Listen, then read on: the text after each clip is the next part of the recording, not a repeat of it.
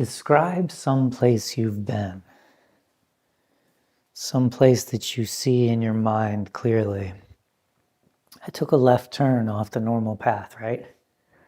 Was I with a group of people? Maybe. I mean, I had to be at least with somebody, right? It's dangerous to do that kind of stuff if you're not, to go off on your own. And I remember suddenly the buildings went from being straight and being clean and being presentable. The buildings went to being crooked, to having chips in the corners, to being dirty, to having pockmarks. And the people went from having nice clothes and direct stares, good posture. The people went to being crouched down. The people went to being suspicious.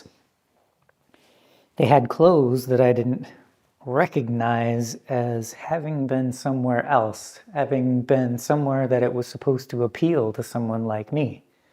Nope, these people had dirty clothes and single pieces of fabric that draped down. And I remember seeing the first couple people when I turned left again, and they were crouched down, little hammers, and they were chipping at the bricks in the road. And when I walked towards them and I walked by them, they would look up. And these are not young people. I don't know how old they were, but they had skin like leather from the sun, and it was hot that day.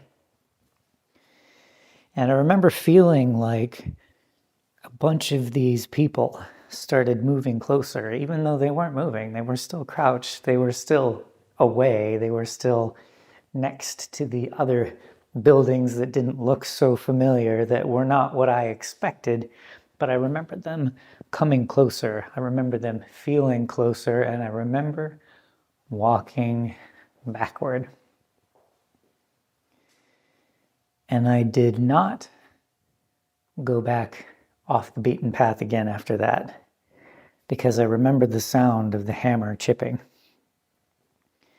And I remember how quiet it got and how slow it got the closer I got to this area that was not supposed to be somewhere that I was supposed to be. The arrows had not pointed in that direction.